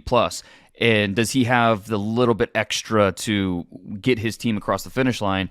Daniel Jones doesn't really have that. And against NFL speed, J.J. McCarthy might not be able to just have enough to get his team across the finish line. So I'm going with Daniel Jones here. I love this because if it's supercharged Kirk Cousins and the Vikings take him, that becomes interesting. And if it's Diet Daniel Jones and the Giants take him, that becomes interesting. So At you have 6 overall. Six overall again. So you have two fan bases that I think have the potential to lose their minds because of this conversation, which I always enjoy. Before we get to the second and third tier, guys, Nate, what is your worst case scenario for a JJ McCarthy? Trubisky. And that's only because of one thing. He struggles throwing left. And it's a thing. He struggles pushing the ball left. And I looked at it, started with eye tests. I'm like, he never scrambles left, which is something Jalen Hurts doesn't do as well. He never scrambles left. He's Zoolander at quarterback, but he throwing left when he pushes the ball 10 yards or more. So like those corner routes, hole shots, anything like that, he struggles. His completion percentage drops from 56% on those throws to the right to 42% on the left. His QB efficiency, QB rating goes from 205.2 or 0.4 to the right to 144 to the left. Why do you think this is? He overstrides. He has a mechanical issue on it, which is weird. Like Dane said, he has a B+ arm. His MPH at the combine was pretty dang good, and he has some zip on it. But he feels he'll be a hair late. He has to see it a little bit on the outside. He'll overstride, which makes him late. And that when you overstride, that causes balls to go everywhere. That's what Josh Allen cleaned up more than anything. He overstrode and then he shortened his stride length. But that's what I see as my quarterback background. And then the last thing is success rate. It goes from 56% to the right to 42% to the left. So it's a real thing, and that's something that he just has to clean up. So that's where the Trubisky thing's kind of a bit, but that's kind of like where I see. I appreciate you doing that to me. It's been an emotional roller coaster with me, hearing all the great things about Caleb Williams, and then having to be reminded about Mitchell Trubisky as part of this process. So all the negative comparisons have been former Bears quarterbacks. Let's see if I get Cade McCown in there. He reminds me of Rex Grossman. Let's get to the second and third tier guys here. I'm only going to ask 3 simple questions about these players. And I was going to do Michael Penix, Bo Nix, and maybe Spencer Rattler. Is there anybody else that you want to throw in there, Dane, or you would throw in there? No, that's fine. I mean, I like Michael Pratt from Tulane, but yeah, let's focus on these three guys. Yeah. So let's start with Michael Penix. Question one, Dane, why will Michael Penix be a functional starter in the NFL? Or why would he be a functional starter in the NFL if drafted by the right team, let's say? I think it's two things. First, mental toughness. What he's had to overcome to this point is he deserves a lot of credit. The injuries in Indiana, and then nobody wanted him, basically. He had one Power 5 offer after he transferred from Indiana, and that was Washington. And obviously he had a connection with the coaching staff, so that played a big part. So everything he's had to overcome to this point, adversity is he's willing to take that head on. The second thing is just his willingness. It's basically arm confidence. His willingness to attack every square inch of the field and give his receivers a chance to go make plays, even though it might not always work out. He has that arm confidence, and that if he does work out in the NFL, arm confidence will be a big reason why. Nate, how about you? Why would Michael Penix be a quality or a functional starter in the NFL? Yeah, that's an aggression. Dane just said arm confidence. He's willing to push it. He has a decent understanding of when he can push it. Sometimes it's just kind of like, it's pretty easy when you're throwing to those guys, but that's what it is. It's understanding of that. He doesn't take a lot of sacks. He kind of knows what he is, but that's also the negative of him as well. But there is a strength to that. There is a positive to that, to knowing when to push, when not to push. And I think he has that. And I think if he gets into the right little spot, he could have some success doing that. Why wouldn't Michael Penix be a functional NFL starter, Dane? It's just too inconsistent in too many areas. Yeah. I mean, mechanics, anticipation, pressure reaction. It's when everything's not on time and clean, it falls apart for him. And I think because things played out the way they did in certain games, like the Oregon game, the first Oregon game this year, that touchdown to Roma Dunze late in the fourth quarter, the safety just looks, it's an interception, game's over, Oregon wins. And I understand, like, you could nitpick every single throw these guys make, but I think there's more on Penix's tape that I don't know if that's going to work, or that's not going to fly at the next level, or so there's just too many inconsistencies to his game that I think are going to be roadblocks to him finding just consistent success. Nate, where would you go? Why wouldn't Michael Penix be successful as an NFL starter? Quarterbacks don't really win this way anymore. This is if he was 20 years ago, he'd be a much more ideal quarterback for the play now.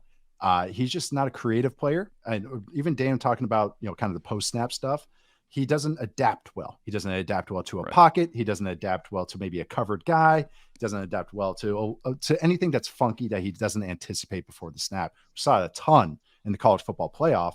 Guess what type of defense Michigan runs? He'll see that every single week in the NFL. Now the defense du jour in NFL football, five teams will run that system this year. All the time. And simulators, all that stuff. And he was all over the place. Talking about going coast to coast, that was him the entire game. And that's not because of scheme. That was him short-circuiting. And again, this guy was a redshirt sophomore. Easier to gloss over. This guy's got a lot of playing time, a lot of starts, was in an awesome offensive ecosystem. Dane just brought up the one where the safety looks against Oregon, against Texas, a play that's been highlighted. He hits a touchdown on like a post route. That safety in the NFL is picking that off, the backside safety, because he takes an extra hitch and he needs such a big platform. I compared him to Byron Leftwich a little bit. He needs a lot of room to operate. And that's hard. That's really, really hard. You have to be in a right kind of situation for that to work. Where would you feel comfortable taking Michael Penix, Dane? And is there a team that makes sense in that range? I have mocked him to the Raiders in the second round. Now, who knows? The Raiders might take him in the first round. But I think that for a team that needs to do something at quarterback, even if they're going to stick with Aiden O'Connell to start with, add some type of life to that quarterback room, the Raiders make sense to me. But again, do they feel like they can wait till the second round to take him? I think all three of these quarterbacks we're talking about are day two guys for me. But quarterback desperation might push them up a little bit. But yeah, the Raiders stick out as one of those teams. How about you, Nate? Where would you feel comfortable taking Penix? And is there a team that you think makes sense in a given range? Truly comfortable, round 3. But like Dane said, there's a lot of inflation with quarterbacks. It only takes one. So probably round 2 is probably where maybe he'll end up.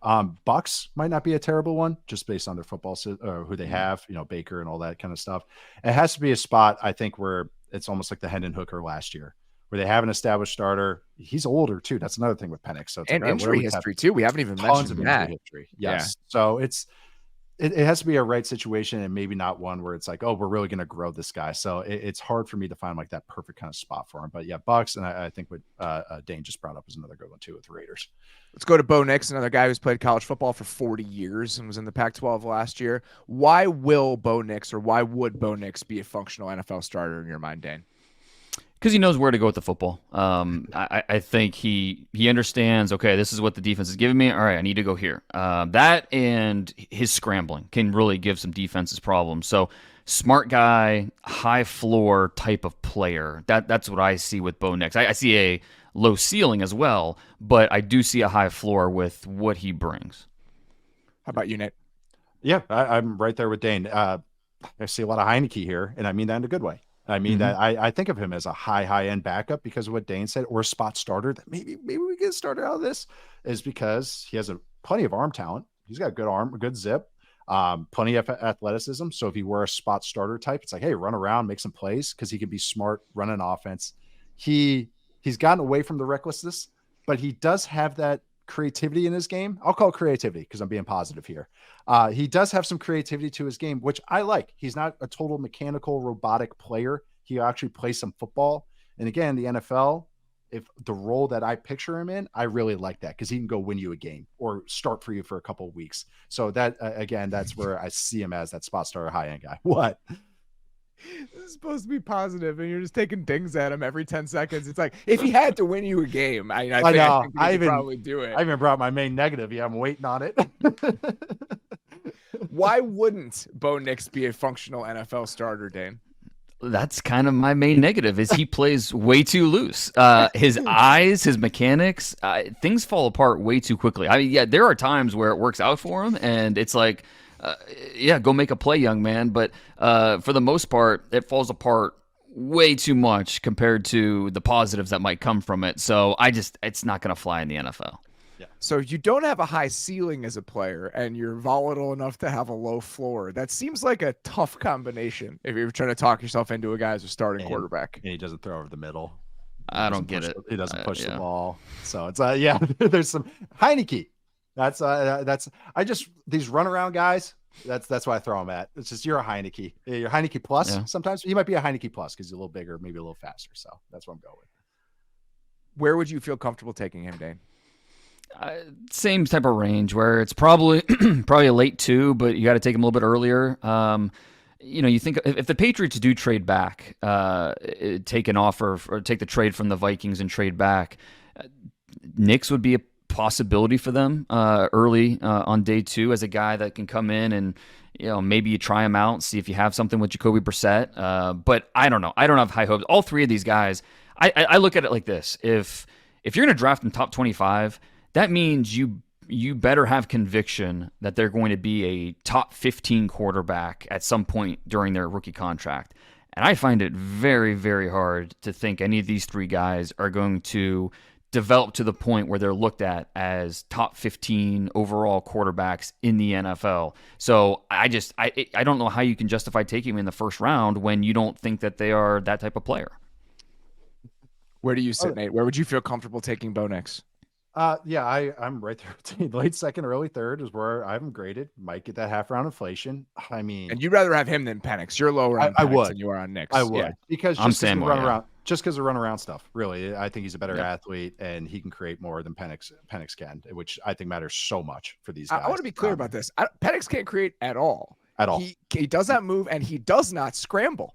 If you look at the scramble numbers, it's actually hilarious just how little he ever did it. It's very, very, very low. Yeah, it's like, oh, he doesn't take sacks. It's like, hey, he gets the ball. Like he's the opposite of Daniels. It's hilarious. Now, so that range, and like Dane said, it's kind of hard to kind of pinpoint an exact spot. Like the Bills actually might not be a bad one, but I think they're going to be filling up other spots way before that. But that's where I think he's best at. It's like, we got an awesome quarterback that we like. He might get hurt once or twice, so we just got to have a kind of a high-end guy that gets through a game. That's like I think his best landing spot, as opposed to like the Broncos, where it's like, oh, this guy's going to start for us right away. It's like, yeah, I don't like that for him. I don't think that's the best situation for him to succeed. Let's get to Spencer Rattler, who it feels like he's made a little bit of a comeback as part of this process. Maybe just people are bored, or maybe his tape is actually better than people anticipated. But that's a name I've been hearing a lot more on the football internet than I anticipated hearing here at the end of March. Why would Spencer Rattler be a functional starter in the NFL, Dane? Arm talent. He has it. There's no doubt about that. Arm talent and self-confidence. That, and he's already accustomed to playing behind a bad offensive line. Yep. So, one of my favorite stats from this draft cycle is South Carolina offensive line had a different front five combination 10 of 12 games in 2023. Hard to win games that way. And, so he's accustomed to seeing pressure. But yeah, the arm confidence, or the arm talent, is what I keep coming back to. That, and just the confidence he has in his abilities. That's something that can take him pretty far. Dane, Nate, how about you? You feel the same way about Rattler? Yeah. Arm talent, feel in the pocket. He truly throws guys open, even when they're covered, which he had to do a lot at South Carolina, and doing it from tight pockets. His stuff, when we talk about translatable film, his stuff translates because it's like, yeah, that's what you have to do. You're going to get smacked in the face as your arm's getting hit and have to throw an over route. Like, that's what you do. And he had to do it all the time. So I kind of was trying to keep him under wraps until we were kind of doing the show. So but I had him as he'd be fifth. So best of the rest outside those first four guys we talked about. I have him at fifth at this point because of the arm talent. There's plenty of alarm bells. He's not an overwhelming athlete and everything, but feel in the pocket, truly playing quarterback, truly throwing guys open, and truly like making your guys better. That's what he does. Why wouldn't he be a functional NFL starter, Dane? Spencer Rattler. Staying away from any of the off-field stuff. I mean, we just don't know enough about that. But I think he's a very methodical player. I just don't see enough urgency in answering what the defense throws at him. And I think that's just going to be a larger hurdle in the NFL when everything's just a lot faster, and you're going to see a lot of different ways that defenses can attack you. So can he speed up his process enough, show a little bit more urgency to provide the answers needed to ace the test? I'm not sure he can get there. How about you, Dane? Or how about you, Nate? Why wouldn't Spencer Rattler be a functional NFL quarterback? He's not a great athlete. He's, I would say, even a below average athlete. It's God, Derek Klassen's so good at this. He goes, it's the Baker Mayfield problem, where he's going to try and do stuff, but he can't pull away from guys. And it's like, that's it. It's like he's not big. He has the same size concerns I brought up with the other guys. He has more of those physical concerns that will keep me from giving him a high grade, even if I love his arm talent, even if I love all that. You only can go so high with that type of profile. So that's where it was negative. So it's like, I again, he's a guy, but of all these three, he's the guy that I'm like, hey, I think we have a starter or an old guy. Maybe want to give this guy a shot, throw like a dart throw. So where would you feel comfortable trying to take that swing? Early, he's the one that I understand taking in the early second. I wouldn't be comfortable in the first round, but if someone takes him in the 30s, he is the one of these three that we talked about. I understand taking that kind of swing if we're going to not take a guy in the first round, or if we want to go into a bridge situation. I have him the same grade though as Nixon, or same slotted tier, late second, early third. So it's not like that much. How about you, Dane? Where would you take a shot? I'm a little bit lower. I think all three of these guys are in the same bucket, but if I had to stack the bucket, it would be Nix, Penix, and then Rattler third. But I think they're all grouped pretty close together. We're talking, late 2, early 3. But again, if they end up going somewhere top 40, I don't think it'd be a huge shock. All right. That's all we got. And 6 hours later, it's pod had the running time of Dune 2, but that's okay because this is one of my favorite shows of the year, and I I absolutely wanted to let those conversations breathe. I've been looking forward to this. I hope other people were as well. So really, really hope you guys enjoyed the show. Sincerely appreciate you listening. We will be back tomorrow with Mina Kimes. Mina and I went deep on the current state of the wide receiver market in the NFL. Where are the inflection points? Which guys should you pay? Is the supply outpacing the demand? What are we paying these guys? Why are we paying that to them? So please go check that out. We sincerely appreciate that. For now, though, that is all we've got here on the Athletic Football Show. We'll talk to you next week.